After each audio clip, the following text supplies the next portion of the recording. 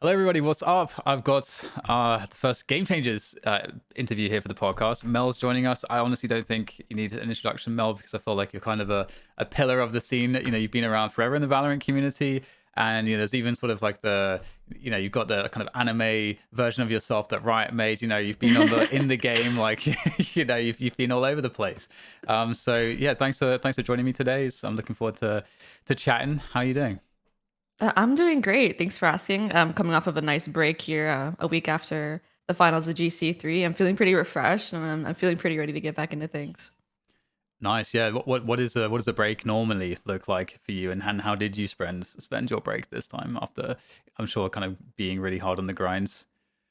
Normally, I like to kind of step away from the game a little bit, not completely. I'll play ranked and stuff like that a couple days, but I like to step away and try to make the most out of my breaks because the rest of the year it's pretty hard grind. Like every day I'm like playing for like 12 hours or just being Valorant later for like 12 to 14 hours. So I try to step away from the game a little bit. So, and like catch up on like real life errands because I tend to push things off whenever I'm competing.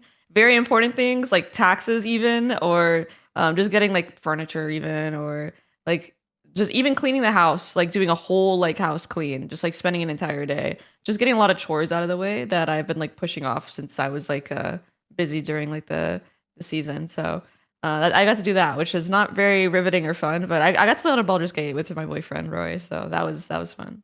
Nice, that's awesome. Are you playing like co-op? Yeah, exactly. But we Sick. have a rule where I told him we're only playing this game if you play it with me like how I like to play games, which is I sit there and I investigate every little object, I read all the lore, so I take my time on games like that. So that was my rule, is that you're gonna have to play it and like let me lead the dialogues and stuff like that because I really like games like that. That's awesome. I mean, it's honestly like the perfect game for that. Then so much detail. That's really cool. Do you have like what are some other like games you like to play in your sort of off time, or kind of like the second games to Valorant that you might be playing? I'm curious. To be honest, I really don't have time to play any games. Like when I mentioned Baldur's Gate, when I'm not on break, I play it once a week on Sunday with Roy, and that's like our time. We play it between like 2 to 4 hours, maybe 6 hours if we're like really feeling it. So I really don't have a lot of time to play any games, but when I do, it's like Baldur's Gate. I played Starfield. I like speed ran the main quest because I don't really have much time to play these games, so I just wanted to hear the story. And before that, I played Cyberpunk all the way through. I have like 100 hours on Cyberpunk. So those are the only games I really play. So just kind of like big story games, which is really antithetical because I don't have time to really complete them or explore them. But it's okay. I kind of I get through it very slowly over time. Awesome. Well, yeah. Now you as you said, you don't have too much time because, of course, Game Changers is coming up, the LAN, and of course, I guess we can start to talk a little bit about that, and I guess we can kind of start we can start with the event, the qualifying, and then kind of go backwards a little bit because I'm curious to kind of dig in more toward the kind of more team dynamics elements too. But yeah, you guys made a run through to the grand finals, and of course, you managed to not actually win this time. You guys are very used to winning, I feel like, but it was not the result you were after. So can you take me through your feelings of just how that finals went? And I know obviously it's got to be disappointing not to win, obviously. But what is the takeaway? Now you've got some sort of emotional distance from that grand finals. How are you feeling about it, and how are you thinking about it? It's been pretty up and down, like my reaction to it. I think it really hasn't gone down on us too much. Even for like me and Lexi, like we're kind of like broke our streak in a sense where we've been winning every single one since it started pretty much. This is the first one we've ever dropped after eight, or is it? Yeah, after eight. No, that was the ninth Game Changers, and we've won eight of them. So it did kind of sting a little bit, knowing it's like, oh, like there's our streak, you know what I mean? But honestly, I remember listening to Boaster about how he talked about losing like champs versus after winning Locket in Tokyo, and he literally just went about it as if it was like, you can't win them all. And at the end of the day, it's like surely someone's gonna topple you one way or another. It's really hard to have that level of longevity. So I think the fact we got second, it's not the biggest like curse in the world, honestly. There could be a lot of worse things that could happen. Um, so honestly, we had like a final showing. The only thing I regret is that we didn't play like our absolute best. Obviously, it was unfortunate. I feel like the entire event we were really shaky, and it's kind of like what I was telling you before, where It's unfortunate, but we had Nicole for about a week or 9 days of practice leading up to the event because she was stuck in Europe with visa issues. But regardless, I still think we should be able to win game changers with our skill floor, even with like four people having practice together for like the months leading up to game changers. But yeah, it didn't sting too hard. I'm honestly glad to have lost to a team that kind of won. Does that make sense? Like we got second, and that team is obviously very informed. I think it'll obviously take a toll on their performance losing Kinsey with like all the stuff that came out. But Mm. regardless, like at the time losing in present, not knowing any of that information, it was like not it wasn't the worst loss knowing that they were a team that I felt outplayed us like a lot in that grand final. And like kudos to them because they played it very close. And that's something that we haven't really experienced in game changers in a long time. So it's nice to see that our region is pretty strong when it comes to game changers. Honestly, I was watching all the games and teams have actually gotten better, like eye test wise. Not just the games are getting closer by virtue of being close, but like the games are close because the games are good. Does that make sense? Like making that distinction. Yeah. It's not just like mid versus mid. It's like I'm actually seeing a lot of great macro ideas. I see a lot of like insane talent and pop offs as well. I'm seeing like anti-stratting done like properly, where you can see the game plans that are coming to fruition. And it's stuff like that. I'm really impressed by our region. And in a sense, I feel like it's like iron. Um, I forget the exact term. There's like a very fancy like term for this. It's like iron. Yeah, iron Is sharpens it iron. iron sharpens iron? Yeah. Thank you. I was looking for it. I'm like, dude, where is it? I'm sure you have like a bunch of those in your like in your The toolbox, all the casting cool lexicon. idioms and Yeah. stuff like that. Yeah, but yeah, not the biggest deal. Wish you could have won it, but at the end of the day, our sights are on Brazil. So Yeah, that's definitely something I was curious to hear your thoughts about because losing obviously it sucks, especially in the moment. It's always going to suck. But at the same time, it is revealing, and sometimes it's like, oh, I'm glad I lost then, and not obviously like at the more important in kind of Brazil. Mhm. part of the year, like or the yeah, at the event, for example. And so there's always going to be lessons in a loss, like you're losing for a reason. So it reveals something that you can then be like, oh, we can approach this and work on this, and that's going to help us. So with that said, have you sort of been through that process a bit? I'm sure you've done VOD reviews and so on, and I know you already said that. So there's another element here where you said where we didn't play our best as well. So there's that separate element of, well, did we even execute what we were supposed to do to a satisfactory degree? Because if you didn't, then it's like, well, now it can be in the question. Well, would we have won if we would have just executed better, or another kind of underlying issue? So how do you think about this kind of result? Yeah, I mean, I feel like we definitely brought our C game and they brought their A game. They played like lights out. Like they were on like a whole run. Like they had a lot of momentum, to be honest. Like coming through that lower bracket, beating SR the way they did 13-0 in like the last map to send them home pretty much. Like they had a ton of momentum and a bunch of confidence going into it. And I think for us, it was definitely like I was saying, it was like a C game moment. And I think a part of it, but I mean, it was definitely a matter of execution. Like we just weren't like I can as well just take a lot of credit for some things that went wrong. I think we never should have lost Bind. Like Bind being lost in terms of map vetoes, like for context, Bind is a map they used to like they were banning earlier that tournament. And it was like on their low prio. They only played it once and they lost it. And we had been playing it a lot. It's one of our stronger maps. And the fact we lost Bind was a huge it was a huge L to take. Like that put the BO5 a lot in their favor. And obviously Haven as well is normally a strong map for us. And our map pool this event really kind of led to this happening. I feel like we didn't have the best map pool. Our breeze it looks better in scrims than it did in matches, and I have an inkling as to why. We haven't done like a team VOD review yet, but I think I'm like fucked up in the head. Can I curse, by the Oh way? yeah, yeah, no Sorry. worries. I Yeah, probably should have asked before I said that. yeah, I feel like totally I'm a little fine. fucked in the head or something because I immediately rewatched the BO5 after we lost. Like maybe I like sat there for like 30 minutes or 60 minutes and then I just like watched the entire best of five back after. I was like, dude, fuck, like how did I fuck this up? This is stupid. Obviously I didn't perform my best on Haven. And I mean throughout the entire series, I don't think I performed as consistent as I was the rest of the event, the open qualifier and the main event. Um, but for me, I think it's going to give me more fuel. And I know for my team, definitely it's giving us more motivation. Like you were saying, it's better to lose now than in Brazil. And I think that is very relevant. And it's something that I've directly lived through because on Cloud9 White last year, in Yeah. the last GC leading up to the international, Cloud9 White, we did not drop more than 7 rounds to anybody. This is you can look this up on VLR. Like that main event, we were like 13-7, 13-6, 13-4, 13-2, 13-3 teams in main event, and we were like coasting. It was like I barely remember that event because how like easily we won it. And truth is, like that didn't really matter because like a month and a half later we went to Berlin, and we all know the result, right? We got fourth, we like bombed out, and it's like I definitely wanted to avoid having that situation. Obviously, not the sense that we like threw this, obviously, but like you said, it's good to have these losses sometimes to kind of get you like a reminder, maybe a wake up call that you're not perfect, and this isn't like a you have to be constantly on top of your game, and there's a lot of mistakes that you can make, and still more you can improve on. And in a way, winning hides it hides a lot of issues, I feel like. And I think that's something that's been said across a lot of esports and by a lot of teams. And we tried to do our best as well. We know that because we've won the other two game changers. Even after we won the first one, we still like would watch our mistakes back after games that we won.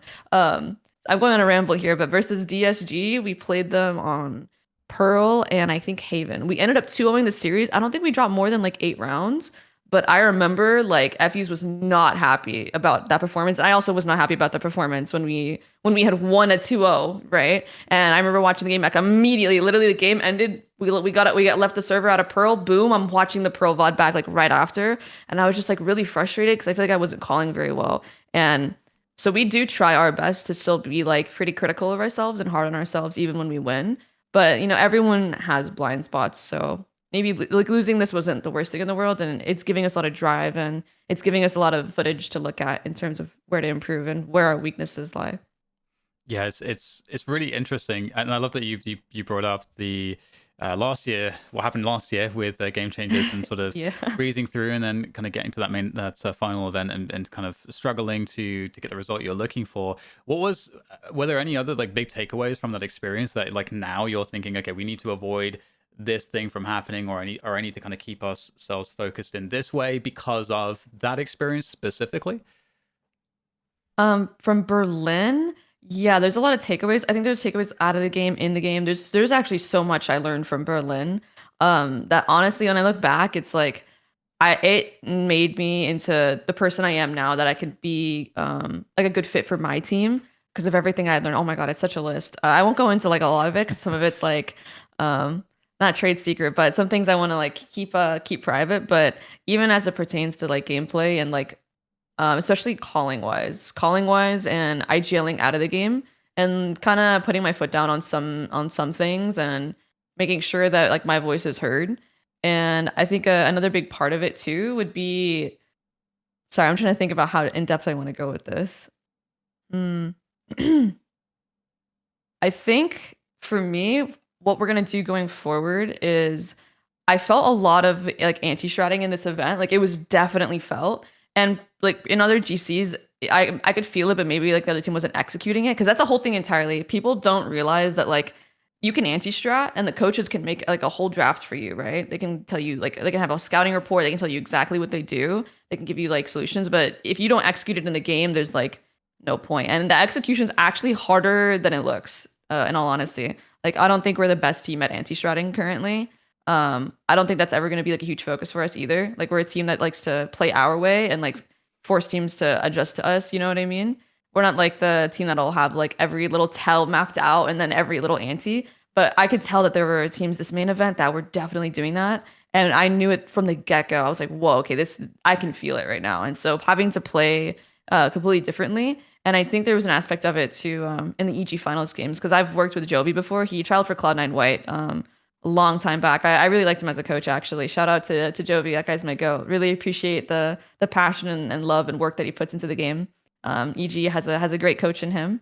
And knowing him, I feel like there was definitely some prep involved, and it was definitely felt in the server. Like I could feel his impact and like the support staff impact, along with the team to execute it. So I think from now on, it's going to be important for us to not even really anti-strap, but like really, like I said, watch our own footage back. This is advice I got from like another coach in the scene, actually. I won't say who, but I went to him for advice last Game Changers, and he helped me out, and he mentioned something along these lines of like knowing your own weaknesses is a lot more important sometimes, and just watching your own games back and seeing what you've shown and knowing what teams are going to exploit, so you can kind of shift your gameplay preemptively like off that.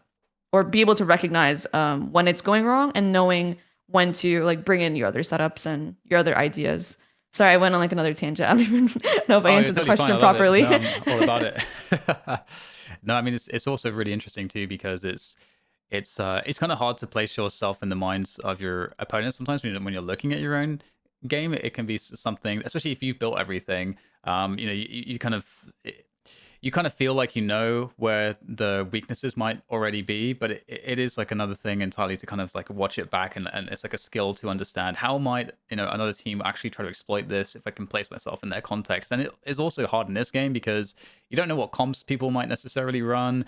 They might decide to run something more specific against your team because they understand how your team likes to play, and then they understand the fundamentals of how that comp works. And they're like, okay, well, this comp will kind of generally be more exploitative of how they're playing. Plus, now we can kind of, so it's like that whole anti-stratting business is really it's they're very difficult, and some teams go too far for sure because like you were saying, it's really hard to have like play the game in a way that leverages all of your strengths and your identity as a team, and then you don't go too far off that path with your anti-strats to then kind of Hmm. lose that sense of like pace and rhythm and routine that you've built up that has you feeling really confident too. So it's definitely it's a dance. It's certainly difficult to strike the balance, but yeah, interesting in how they, because the other thing too actually with anti-stratting is how good are you as a team if, let's say, a lot of the results are coming from the anti-stratting as opposed to more of the foundational aspects of how you play as well.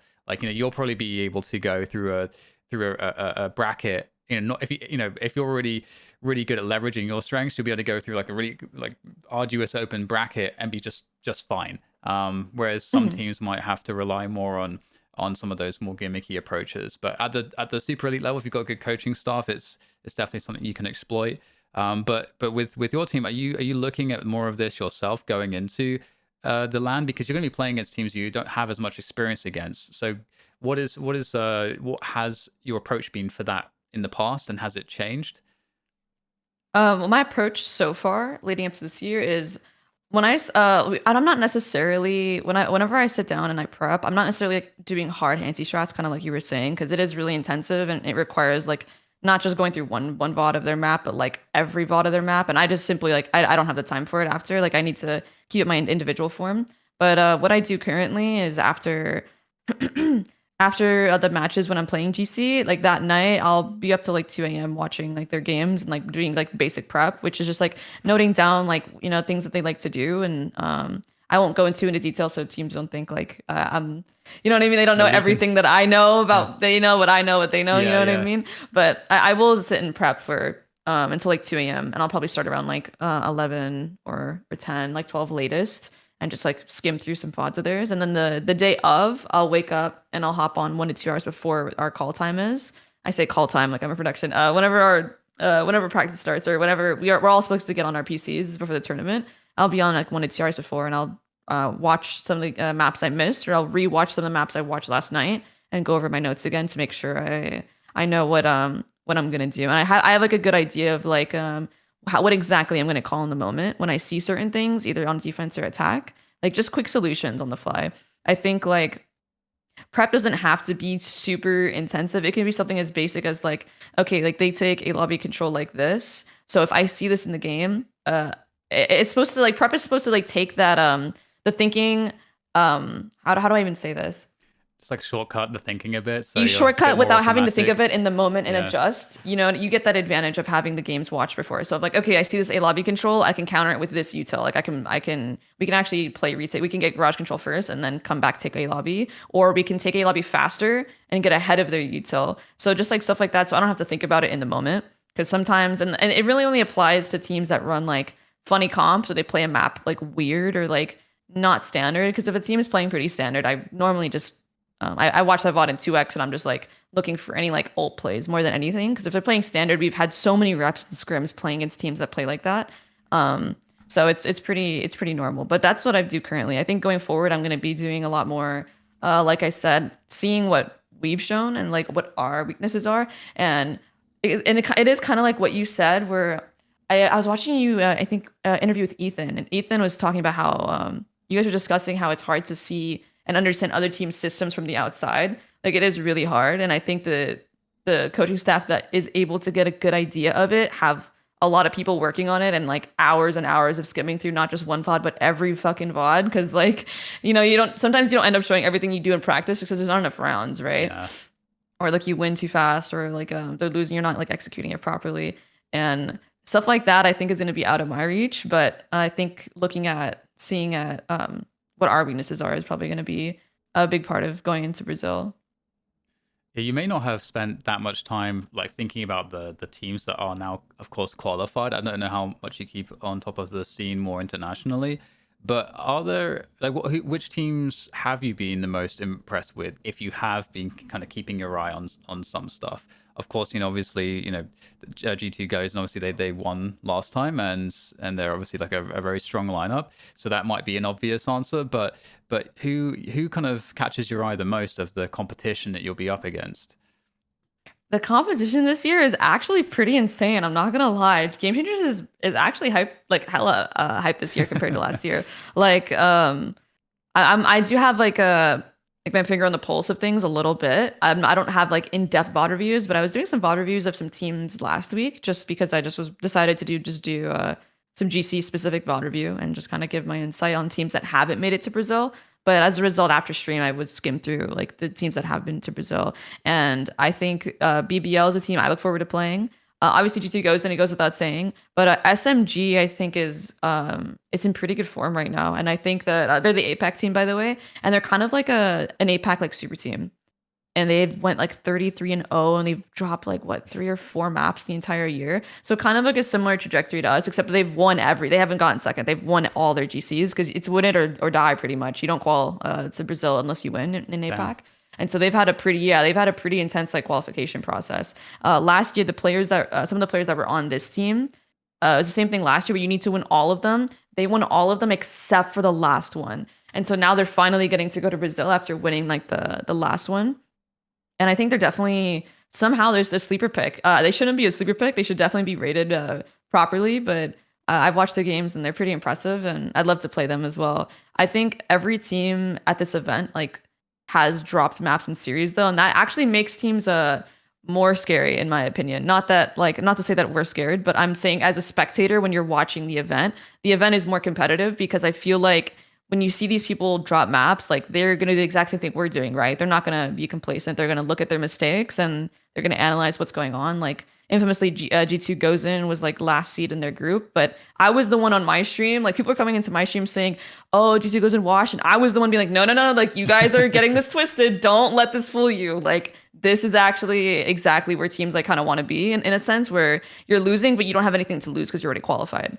Right? And so they're going to be having a lot of footage they can watch back and see what they're doing wrong, and they're not having that effect we were talking about earlier of like winning, kind of like covering up issues or like hiding issues. So that's a huge thing. And then a lot of teams in Brazil have dropped maps, have dropped series, so it's gonna be really competitive. I'm obviously excited to play Team Liquid Brazil. I'm excited to play like any team. We're gonna take every match incredibly seriously. I think the stakes are pretty high. Yeah, it seems really exciting, and like you said earlier, it does really feel like, and not just even in the GC scene, but I've been impressed by just like the overall NA scene. Because I of course see the NA scene the most. I just like the level feel like jumped a lot more like this year than sort of the jump from previous years, just in the Mhm. overall like quality of players and teams across the board. So it's been really cool to see how that change those changes have been made. I don't know if that's because there's a lot more of the newer generation of players that have like really started to kind of get to grips with getting into competitive and sort of really developing themselves to be at this level. But either way, it's really fun to see. And with this land coming up, obviously, there's not a lot of game changers lands. So another interesting aspect too is that for players like yourself, you've been to, you've done all the GC stuff in Valorant so far. So you're kind of you're a veteran essentially at this point, and you have the experience of like going to these lands and playing all these tournaments, getting all that experience. How do you feel about with V1? Of course, not everyone is as experienced as you. How do you feel about LAN for some of the newer players on your team? I'm feeling really confident actually on land with this team. We when we made the team, or not when we made the team, but when the team was made, in earlier this year, like December last year. And me and Lexi had joined the core that already existed of Nicole, Floor, and Sarah. We knew off the rip, like I was bringing kind of what I learned from C9 White. What I learned from C9 White is like we are going to as many lands as we can, and we're going to boot camp as much as we can. Because on Cloud9, one way or another, it didn't end up happening. Obviously, the COVID was a big part of it. Like literally, we went to boot camp in January of last year with C9. And I literally got COVID. Like a lot of the team ended up getting it, and so I had to get canceled. But I didn't want to have the same circumstances as last year. So this year we've already been to 2 lands. We've been to Astral Clash, which was a Game Changers land that we had won earlier this year in Vegas. So we have technically won a GC land already. So that's already a good start for us. And then we went to a Nerd Street land. That was you had to like qualify for it or go through the LCQ, the offline, the LAN LCQ the day before the tournament. And we didn't win that one, obviously, but I think that it was a necessary experience for us. And we've been to, I think, 2 boot camps this year. So we've already had like twice the amount of lands and twice the amount of boot camps than C9 White ever did. And that was like actually very intentional. Like that was a goal for us. And we've been trying to play as much co-ed as will fit into our schedule. And I think both of those things combined have put us in a good spot in terms of performing on LAN. Like I don't expect us to like be onliners. We have experience online at this point. I think it's just gonna be a matter of like getting used to like the Riot production of things where it's very like there's a lot of grandeur. I don't know if I'm saying that word right. When you go to these Riot events or any like tier 1 like LAN event, where by tier 1 I mean the production teams is there, like all the cameras are there, like you have media day, press, you know what I mean? I think that's the only thing we're gonna have to take some getting used to. But in terms of actually playing on the stage, I don't think there will be any issues. We have experience already this year. Awesome. Yeah, it's gonna be really fun. It looks like it's gonna be like such a sick event. Are you really excited with all of the extra kind of bells and whistles, like all the, the, like you say, the media day and like all of the cameras and stuff? Is that something that kind of pumps you up even more, or do you kind of indifferent? How do you feel about kind of the exposure to that? I think like last year in Berlin when I landed, I thought it was like super exciting. And then obviously afterwards in Berlin, I had like a documentary team following you around, and right after we lost, like having all the cameras follow you Oh around and like man. a bunch of interviews, like it was a lot.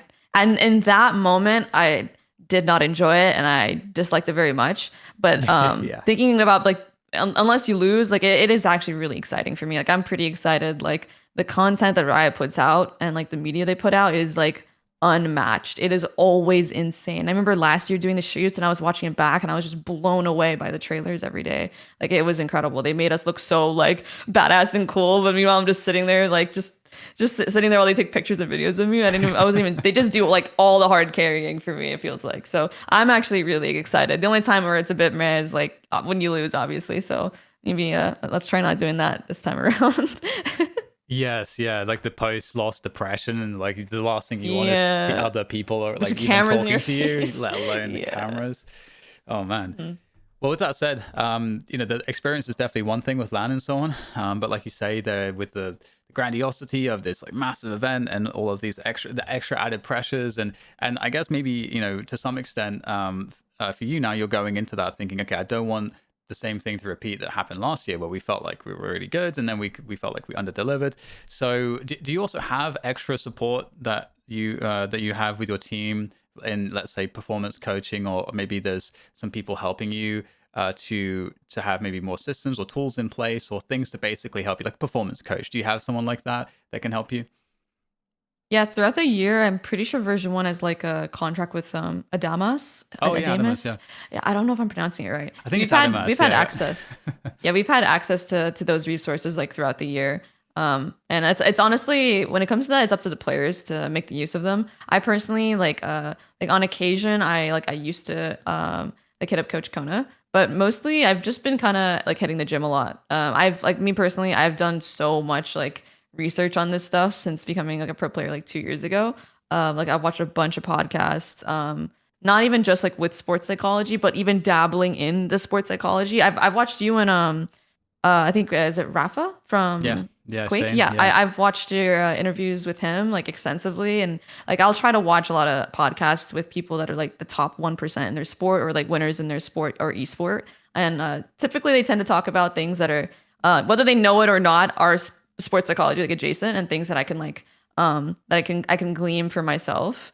Um, but that's typically what I do. And for the other players, I can't really speak for, but the resources are there. They can reach out whenever they want. But for me, I've been going to the gym and getting active a lot these past 6, 7 months, and that's been helping me a lot. Speaking of, I probably need to hit the gym today. I've been kind of taking a week break as I say this, but for me, it's helped my mental clarity and like confidence and like having an actual hobby outside of the game too, which is like gets me out of the house. It's healthy.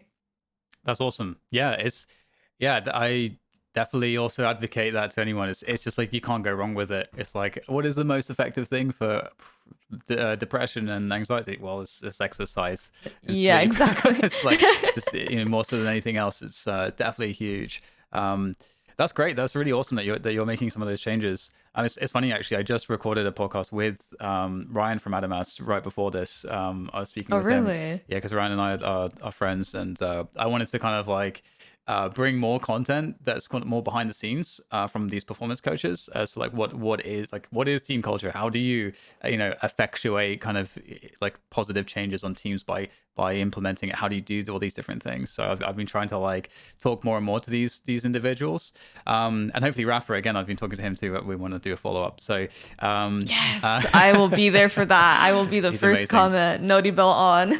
No, he's such an amazing competitor. And I think it's great that you're like shedding light on this stuff because I think as a competitor, you like the words like team dynamics and like systems and stuff like that. Like it tends to be kind of like understood between us because it's like we've played in it and we've been in it, but for like the casual viewer, it's kind of hard to put anything to these words. It kind of sounds super abstract and vague, right? It sounds like a bunch of nonsense, but like when you're Yeah. in a team, these are actual things and they're hard to explain. But I appreciate you and putting these podcasts together. Put some effort to shed some light on it, so it's not as mystical as it sounds in these podcasts because there's only so much time you can use to describe them, like as a Yeah. player.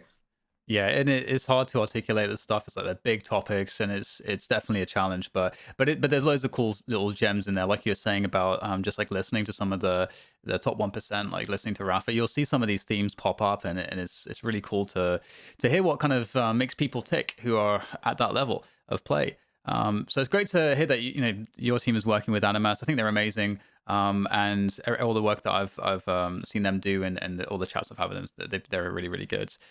So yeah, with that said, I'm really curious about I guess actually a good place to start with more team dynamic conversations is what do you feel like is the contrast or the obvious contrast between Cloud9 White, a lineup that you were in for a really long time, and as you say, you go, super dominant for just all up until that last LAN last year, essentially. That was the only point where it's like, oh, they're not the absolute best, like, but otherwise it was for months, for years, it seemed like you're untouchable. So what's the contrast between that team, that lineup, and this version 1 team that, so like you say, you've been together since essentially late December, January this year? I think the biggest difference that I can really notice between Cloud9 White and version 1 in terms of team dynamics is the implementation of like our true head coach. And like I always preface this by saying I always love and appreciate everyone that was ever a part of Cloud9 White, like in any capacity, like support staff, players, people that have subbed for us, managers and stuff like that. So it just goes without saying, I love that team and I love everyone that was a part of that. But for us in version 1, I think the biggest change has been having someone that is like going to be a head coach and he's going to do it proudly and he's going to be like loud about it pretty much. On Cloud9 White, going into Berlin, we pretty much had 3 coaches, Vape and Vexel Moonchopper. And throughout like the entire tenure on Cloud9 White, it felt like we'd never really had that guy that was like in terms of the hierarchy, like the head coach, not just in hierarchy, but also in terms of like respect going both ways. Like I think that's a big part of it as well. And with the Effies, I think it's really easy for the whole team to buy in and have that respect for Effies because he's a player before. And obviously, I want to clarify here: you don't need to have been a player before to be a great coach. There's a lot of great coaches that we see in Valorant that have not been a player, but like in this instance, when it comes to like a big focus for us was like huge on team fundamentals. Effies was a great pick for us considering he had like that experience of being on other co-ed teams, which is insight that is like desperately needed in GC scene because that's what we're lacking, right? Like a lot of GC scene doesn't know what it looks like to be in a tier 1 co-ed team. And Effie's is bringing that experience. He knows what's made teams function and what's made teams win before, having been to Reykjavik, the first international LAN himself. And he also knows, like, working with other great head coaches, what it looks like to be in that position. And so he's done a great job of having that transition from player to coach. I feel like he's done amazingly well in terms of being stern and kind of being like I guess like this is such a cringe word to use. I'm just gonna use it like alpha. You know what I mean? Right, Instead right. of like I feel that really like separates a head coach and like an analyst, right? An analyst is just getting you the information, but like in VOD review, Effie's is not afraid to like chew people out. He'll be like, "We've made this mistake so many times. Like, why are we still making this mistake?" Or he'll be like, "Come on, like I've told you to stop doing this. Like, come on, step it up. Like, lock in." Or like he's like, he'll be like, "Dude, why aren't you using your util here?" Or like this call was like not good. Like, do this. Like he's very like he can be very harsh, but it's not in a way where everyone feels like disrespected.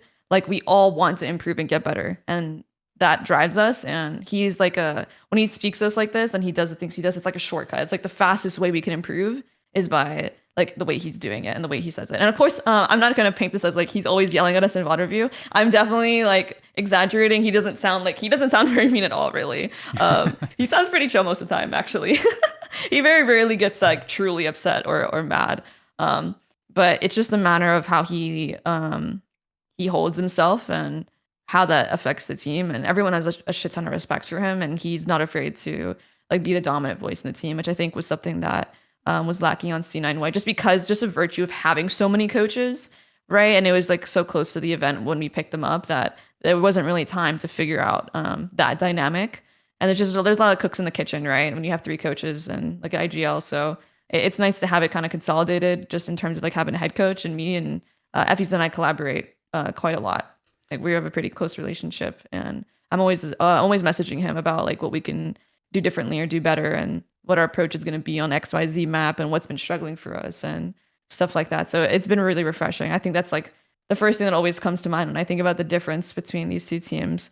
I'm That makes a lot thinking, of sense, especially because that's something I've noticed too. Like the most important relationship is the head coach and the in-game leader. It's like the most important relationship I feel like on a team. 100%.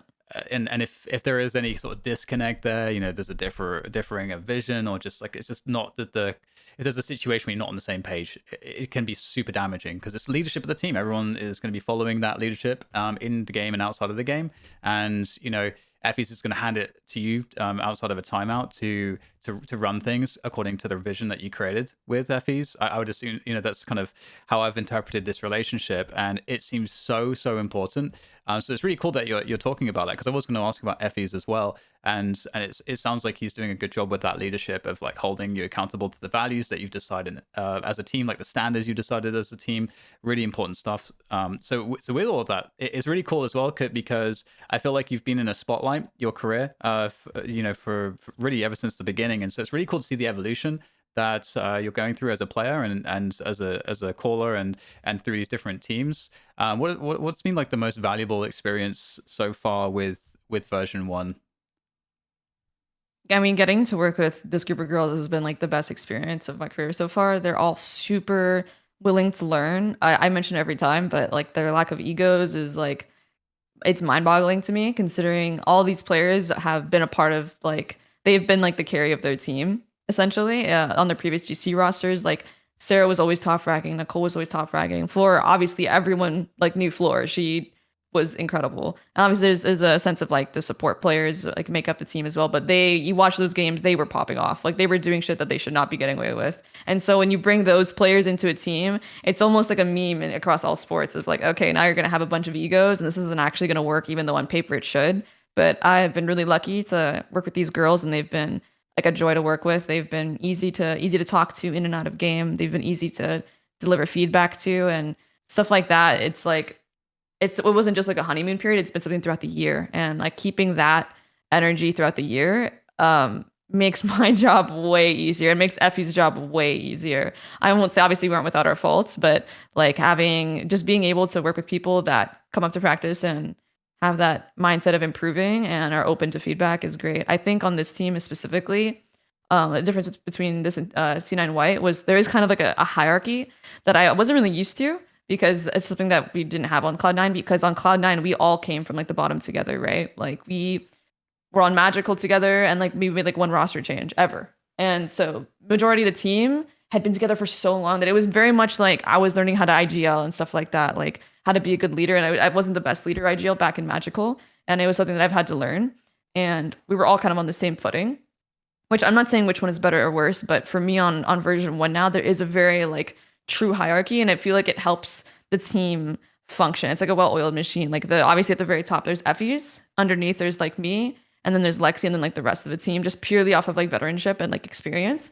So whenever we're going through VOD review or we're talking about something in game, it's very easy to kind of like glean what the like what was the mistake, what the solution is, because it's like typically it'll be like me and Effie's, like we have like the most experience, and like Lexi on like her side of the map, right? So it's very easy to just get through like any issues or solutions because they're pretty upfront. Not to say that my teammates as well, like the core version 1, in Nicole and Florence, there, I can't think for themselves. They are just incredibly smart players, and at this point, like it is pretty equal footing. But at the end of the day, if there's like a call that has to be made in game, or like we're talking about something out of game in a VOD review, like having that pretty like normal like hierarchy, which is existent in a lot of teams, really is really cool, and it's like makes all of our jobs easier. I think another big thing that I've seen that I feel like I've improved a lot is my calling compared to last year. Effie's has worked with me a lot on my calling, and especially my mid rounding, and I feel like it's been like leaps and bounds better than it was last year. And I think it helps too. And my team is willing to like listen to me a lot in like the mid round, and they're very attentive to the things that I say.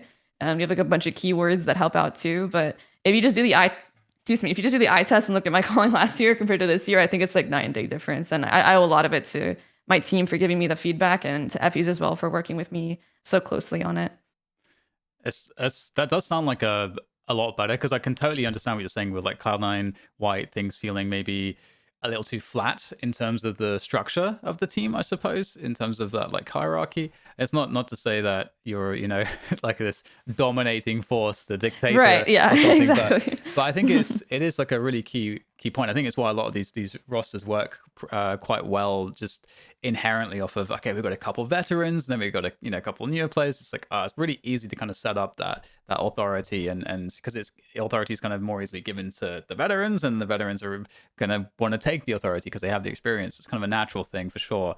And in the podcast I did actually with Ryan from Adamas just a moment ago, we were talking about leadership a bit, and it's interesting too how being a leader is also about knowing when to, or how to empower your teammates. So yeah, there is, of course, there's the hierarchy there, but it's also there's this ability to give people responsibility and allow them to lead you in the right Yes. moments. And this can be Mhm. like a really like some teams really struggle to kind of develop that, but it does sound like you have like a really cool system going on right there with between the different dynamics of the team. And yeah, Florison is crazy. She's absolutely nuts. I just have to say that. It's how has the experience been seeing the growth of your teammates through this year of play? Because this is, of course, overall the highest level, despite having the loss in the finals. Obviously, this team is higher level than Cloud9 White ever was, and I'm sure for every player, like, this is the highest level that you've all kind of experienced as a team. 100%. I think it kind of goes back to what I was saying about the hierarchy. The hierarchy was, and its existence, I think it is like mostly developmental. Like it was mostly like it had the most impact like towards the beginning, like the mid of the team. And by this point, it was just like a matter of like Effie's, like me and Lexi, like bringing all of our experience and like kind of getting them up to speed on like the team play of things, and like a lot of it communications wise too.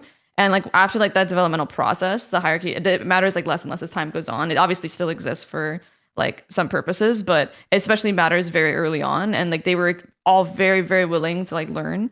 And I think now it's a lot more like it's a lot more chill, obviously a lot more equal, but it still definitely exists, and it helps in terms of like playing with people like Fluorescent, where Floor is like her talent and mechanical aim is like unlike anything I've ever seen. Like the things I see her do on a day-to-day basis is insane. And having that early on, kind of like organization where Floor, I feel like she was learning a lot in terms of like how to calm in certain situations, especially. And now she's really like if I was playing against her, she's such a scary player to play against, because obviously you see her mechanics, but you guys don't hear like the comms and like the presence she has in a server. And when she wants to take over a round, like she will take over a round. And I don't just mean like shooting and acing, like she will shoot an ace and do all this as well, but she'll like call an entire post plan. Like she'll like have like a matrix vision, and I'm like, yes, this is exactly like what we need out of you out of this round. Like sometimes this person, certain players on the team will have like a lot of information and will have so much control in the round, and they need to make a plan off of it. Like they have the most information, and they need to be the one to do something with it. And Flora's done like a great job. Improving this year in terms of that specifically, and I will just see her and I'll hear her just completely take over a retake or a post plant or like, even like a mid round because I'm across the map and she sees something I don't and she'll call something, and it's like stuff like that that I feel like really makes the players special in this team. It's not just Flora, but Sarah and Nicole do the same thing, and they've all improved a lot in that regard. Um, and for me, like seeing that and being kind of part of that development has been really fulfilling for me. And it feels like the whole team, like when we're firing on all cylinders, it feels like there isn't like any gaps or like any weaknesses, like really at all. It's just a matter of making sure we have like those comms flowing, those like calm action comms, and like taking over rounds, like people knowing when they can take over when they have the round in their hands, like not just like mechanically, but comms wise. I think is like when we're clearly playing our best, and you can tell just like watching it back. Sometimes that those comms are like there's lapses in like the comms, and there's like comms gaps. But when we don't have those, like it really feels like we're insane. Like we feel like a really good team in that way. Sorry, I rambled a bit again. No, no. Honestly, the comms topic is really interesting because we talked about this quite a lot with 100 Thieves as well when I was with them. But just you can close your eyes. You don't have to see any of the what's happening in the actual game, but you can tell if the team is winning or not, or will win or not, based off of the comms a lot of the time, because it does reflect just, is the team in problem solving mode, or are people kind of getting down on themselves? And because like you say, if someone's got that read and then they're able to kind of deliver it to the team and create the plan from that read, it just everything starts to flow, and everyone's more dialed in, and it's really powerful. And I think comms is something that is overlooked, like having efficient comms, having standards around comms. I think it's one of those things that is a bit overlooked with a lot of different teams, but it's super powerful. So it's really cool that you mentioned that Floor's doing such a great job with that, and that generally the team is developing in that way a lot. Is that something that you've all talked about a lot in the team, how to have good comms? It just, is that generally like a huge focus? Is Effie's like always kind of getting on people, like in people's ears about it? I think it's our biggest focus, like by far. We talk about it every day, like literally, Awesome. like a nauseating amount. It's an everyday focus for us because I think like your comms really dictate your skill floor. Because let's say if it's a day where people aren't like mech diffing and that's how you're winning rounds, like you're not here having a bunch of hero rounds, like you need to have good comms. And if you have good comms, you'll have good team play. And it's just the basis of like so much of how Valorant is played when there's so much going on. There's so much to keep track of. And it's not all just really on me. It's something that he talks about as well. It's not just on me, but to make everyone's life easier and mine. If everyone is vocal in their own way and has good comms, then everything will just flow naturally. And that's like when you're in that kind of flow state, that is when like games are like literally 13 threes. Like that's the difference between like a 13-3 and a 13-8 even, is like that flow state of comms. And sorry, it's my Oh, you're all good. my cat. My boyfriend's got it though. But oh my god, that just completely lost my sentence. But oh right, comms. So yeah, it's a huge focus for us literally every day, and it's something that we're not perfect on still. Like we're working on it. Even in matches, it's different than how we do it in scrims. Like sometimes our comms lock up, sometimes our comms are too hectic. Sometimes like the issues are different from day to day, and it's such a like diverse like topic where I feel that you can always improve on your comms. Like the thing about comms, you can improve them no matter what. Even if you're playing ranked and if you're not having a good day mechanically, you can still improve your comms by just talking in your ranked games and making action comms through teammates. And like even for us, like some days it's we're talking, but there's not a lot of action comms. And to make this distinction for like the viewers that don't know, like info comms are stuff like calling out. I don't know, like if they have ults or if they're like, oh, this person's here. Oh, I heard 3B main. Oh, they darted A main. But an action comm would be like, yo, they flash A main. Let's retake it together. Flash peek for me. Or flash peek with me. Or, okay, they have Sova ult. Yo, we should avoid playing in these lanes and we should play like this instead. Or like, oh, they have KO ult. Let's run our anti-KO setup. It's like that second part of the conversation. It's like the info comm is not a complete sentence, in my opinion. You need to have that other thing. Or it's like, let's say you're getting deep line at B and you micro like the rotations, right? Like, okay, I have the line at B, stack A. Or it's like, you have a read in the round, you're like, okay, my dart didn't scan anything, you guys need to stack A. Or it's like, oh, I think they're faking. I only hear the drone right now. I think they're faking this. Can you guys stack A? Like that's I'm trying to make that Yeah, distinction. yeah, And yeah. sometimes, some days it's like we have the first part, but not the second part. Sometimes we do have the second part, but not consistently enough. So it can be a bunch of different issues. I love comms. It's fascinating to me. It's like one of my favorite aspects of the game, just because it leads into so much of the game in terms of team play. Yeah, I would love to talk a lot more about comms too. I've got a hard out, sadly, but it's been really awesome hearing like from you, Mel, and then just seeing sort of the trajectory of the team and seeing how things have been going in general is super exciting. I'm like super pumped, especially after like hearing your thoughts on the other competition at the LAN event in Brazil.